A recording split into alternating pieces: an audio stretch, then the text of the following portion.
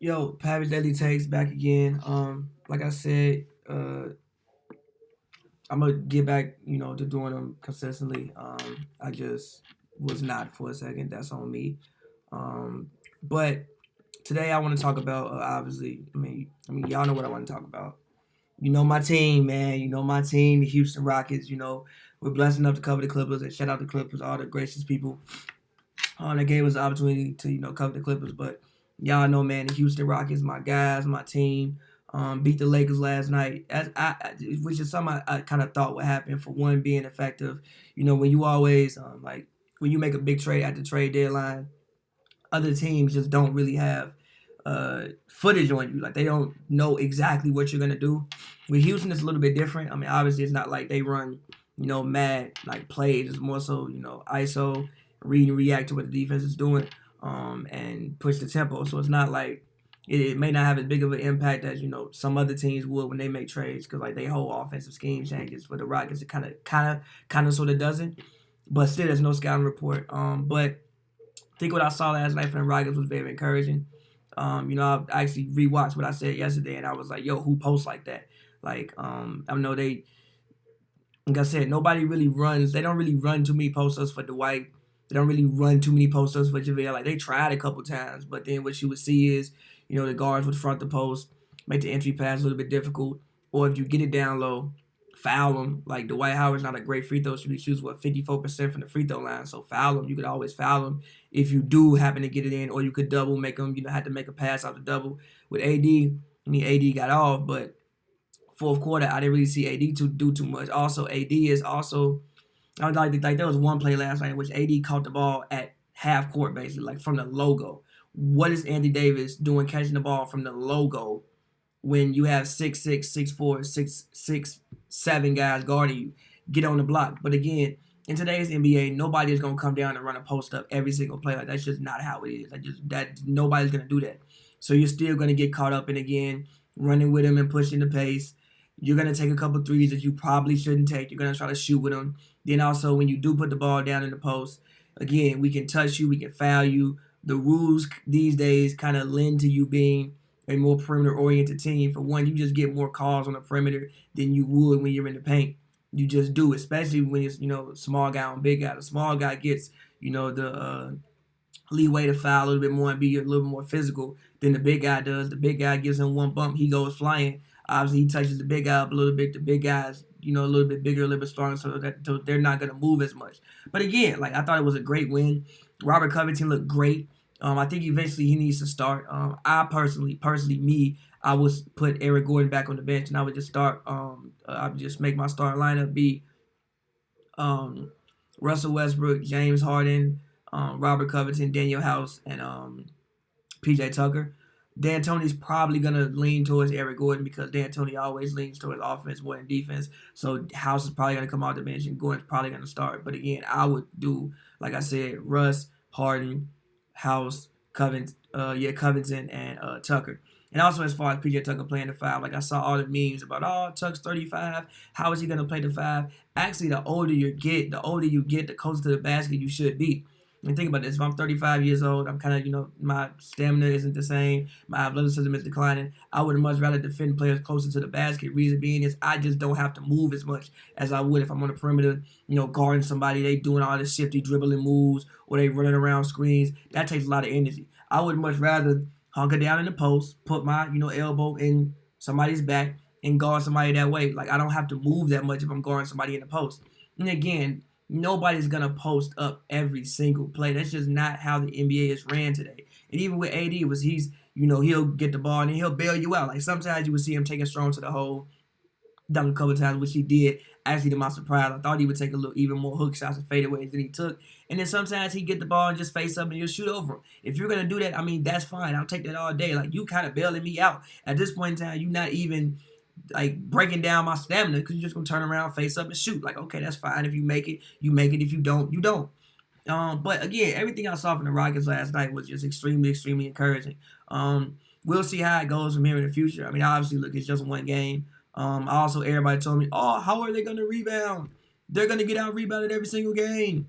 The Lakers, biggest team in the league, had 38 rebounds. The Rockets had 37. Want to know why? Because like I said yesterday, you can face guard whatever big it is, and then you have two great rebounding guards. You have Harden, you have Russ. I think Harden led the team in rebounding, if I'm not mistaken, with 8. Russ had 7, or it might be the other way around. Like Russ had 8, Harden had 7, whatever. But that's 15 rebounds. 15 rebounds from your backcourt. If you're getting 15 rebounds from your backcourt, what they had 38 rebounds, that means the rest of the team gathered. If I'm doing the math, that means the rest of the team gathered like 23 rebounds, if I'm not mistaken. I think it's 23. So if your backcourt is going to go out there and give you 15 rebounds, I don't need everybody else to crash the boards and give me 15 between the rest of y'all. Like, you will be okay. I think that people look at rebounding so much as, the big has to be the one to rebound, and not realizing that, everybody can get in there and go help and rebound. Like, that's why when people say, Russ is stat chasing, or Russ does this, like, no, if you can box out somebody, maybe I can't get every rebound. It's physically impossible for me to get every rebound. Maybe I can, box these guys out, preoccupy these guys so they can't get to the boards. The guards come in, help clean the possessions up, rebound. When the shot go up, everybody crash and go to the glass. Now, again, obviously when scouting reports come out, you get into a series. When the shot goes up, I think what you see is maybe both teams collapse and go to the glass, and then that's when you would maybe see the size advantage that some other teams would have, tend to hurt them a little bit. But also, again, every shot isn't a post-up. So when every shot isn't a post-up, you're going to have rebounds hitting off the back of the rim that's going to fly back to the free throw line. You're going to have some rebounds that's going to hit off of the rim funky and fly back to the corner. Like, every rebound isn't going to be in the paint. And I think that people discount these things and don't think about these things when they think about the Rockets going small. And then also what you saw last night was Harden got shut down. Harden didn't have a great game. He actually, Harden had, I think it was a -2. Harden played terrible, and they won the game. 3 weeks ago, 4 weeks ago, 2 months ago, I don't know if that could have happened if he had 14 points. 14, not 20, not 22, not one of those nights when you see him shoot, the nights when he goes, 9 of 20 or 9 of 22, but gets to the free throw line 12 times. Nah, he had 14 points last night. I don't have the stats right in front of me, but he had 14 points last night. But what you see is when you don't have Capella there and you have 5 guys playing out on the perimeter, if you double Harden, for one, again, the corner, nobody can stand in front of Russ, is what I've really noticed this year. Like, the one thing I noticed about Russ this year, and also why he's shooting, I think he's shooting 45.8% when I looked earlier. It's currently his highest percentage that he's ever shot. The other highest was 45.7 in 2011, 2012. That was the year that he had the meniscus injury, and he played 66 games. But nobody can stand in front of him, especially. And now AD did a decent job at times last night. AD would get in front of him, deter him a little bit. He had to back it out. Look for a switch or somebody else, pass it off or something like that. But for the most part, nobody can stay in front of Russell Westbrook. And also, every team don't have a big like AD that can even move their feet like that. So if that's Gobert, if that's, and I love Gobert, but Gobert ain't Westbrook fast. He can't move his feet that fast. If that's Jokic, if that's Montrez, if that's Zubac, if that's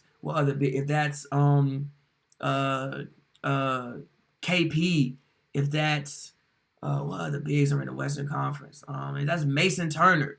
Not Mason Turner. Mason Plumlee or Miles Plumlee, whichever one it is. Like, they can't even move their feet like AD and be as agile as AD to even deter Russ from doing that. And if you double Harden, that means you give Russ a straight line drive to the rim. Somebody's gonna collapse, kick out to an open shooter. You know how many open corner threes? Like, House, I think every three he took in the corner was wide open.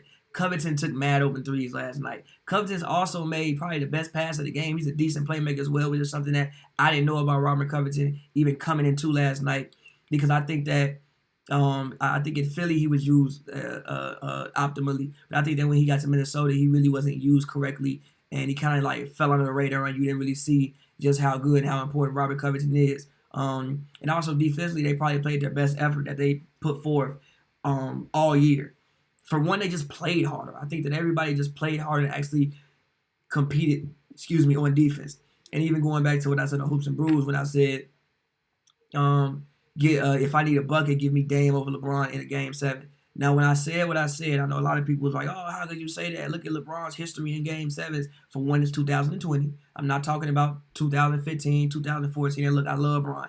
The reason I'm doing this podcast right now, the reason Hoops and Brews started is because of LeBron James. But let's keep it G.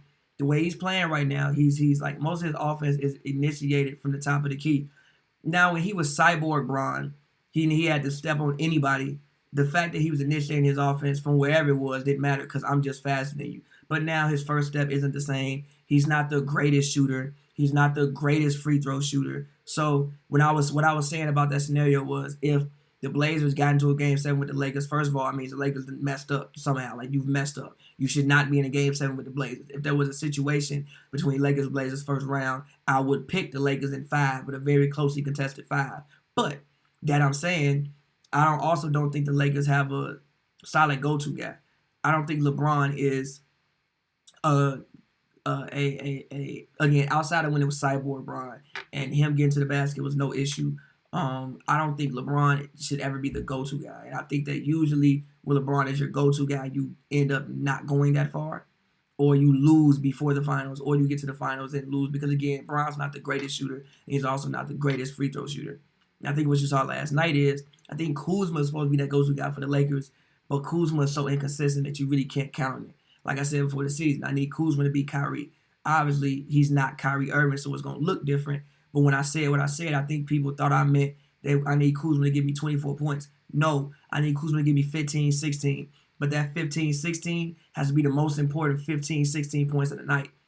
Because, again, Bron's offense is initiating from top of the key, for one. He's not, again, Cyborg Bron anymore. He's lost a step when it comes to his first step. It's not the same. He's still strong. He can bully his way to the rim. But then, again, you get there. Your athleticism isn't the same. And, again, you aren't the greatest free throw shooter. You do shoot like 69%. So we can foul you, put you on the line. And also, I think your go-to guy, especially down the stretch, needs to be a great free throw shooter, which is usually why go-to guys aren't the big man. Anthony Davis, I don't necessarily consider him a go-to guy because I still think he's the guy you have to run plays for. But you have to put AD in his position to make something happen. Usually I want my go-to guy to be able to just create something out of thin air. I'm going to hand you the ball. I don't know what's going to happen, bro. We didn't call nothing, bro. Figure it out, bro. And I think also down the stretch, I think that's what you saw a lot too as well. I don't think that they could just – I think Rocco helps you when it comes, defensively against a team like the Lakers. I don't know if they had anybody to guard Bron beforehand. But I think Robert Covington House – Charco needs matchup on him now. I think they have at least a couple of looks to throw at Bron and bias to throw at Bron, which is why, like I said, I would give the Rockets a chance against anybody in the West. Now, granted, again, it's one game. We got to see it progress. But the small ball lineup is 6-0. Granted, this was obviously the toughest test that they faced it in this whole ordeal since they started the small ball lineup. And for me, honestly, bro, I hope it works. I look at Mike D'Antoni as kind of like the Andy Reid of the NBA. I think he's an innovator, and I just rock with the fact that he's not scared to try. Like Andy Reid isn't scared to fail. He's not scared to try new things. And I kind of think that this is what he wanted to do in Phoenix all those years back. But I don't think that the league or any team in the league was ready for that. I think that when you look at Steve Nash and Joe Johnson, I think that this backcourt kind of compares to Steve Nash and Joe Johnson, but in their own kind of way. I think that Russ can kind of be like your Joe Johnson, and Harden can be like your Steve Nash. In a little funky sense, Rocco can be kind of like your Sean Marion. Obviously, he's not as good as Sean Marion, but he's kind of like your Sean Marion. Eric Gordon's kind of like your Quentin Richardson. You don't have an Amari. But at the same time, that team didn't really have a PJ Tucker. And I feel like PJ Tucker is like the quarterback of the defense. Like his numbers would never really say it, but I look at him like the Draymond for this team.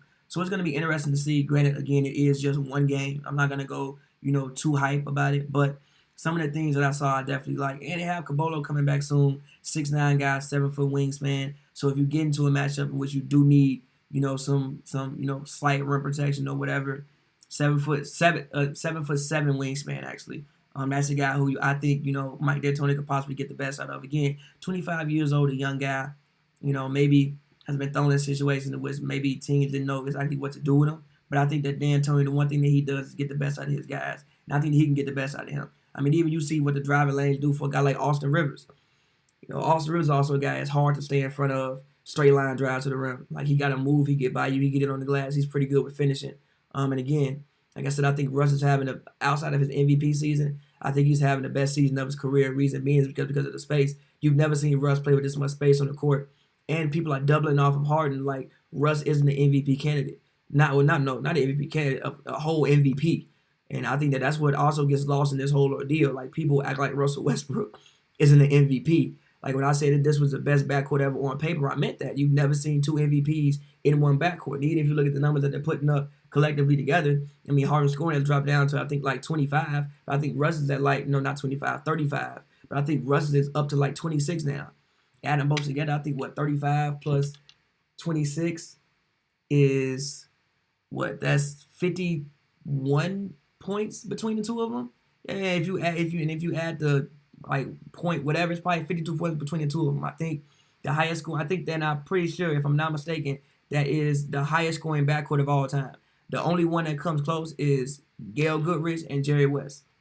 I think that's the highest scoring duo in general since Kobe and Shaq in 2001. So when you're working with that type of firepower, and now you give them free driving lanes, and you add a shooter like Rocco, man, like I look, I think the sky's the limit for the Rockets. Again, we'll see how it goes, man. It's just one game. I don't want to overreact, but same time, this is the 5th game of this whole ordeal, and they ain't lost yet.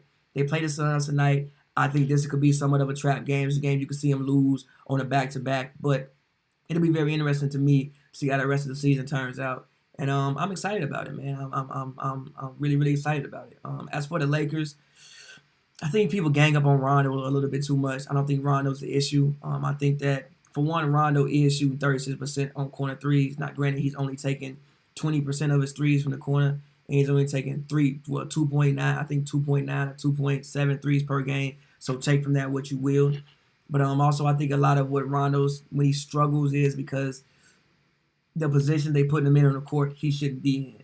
Again, if you can have Rondo and Bron on the court, I think that Bron should play the more power forward role, or the wing role, which is his normal position, which is a point forward. He should then go to point forward or go to power forward. You should let Rondo do the pick and roll. Bron should set the pick, and he should roll or pop off that, and you should let Rondo run it with AD. Putting Bron at the top of the key, letting him initiate offense from the perimeter, and sticking Rondo in the corner. Like, that's not, you watched Rondo for 15 years. When was that ever what Rajon Rondo did? So I don't think that that's, they did that they do the best by Rondo all the time.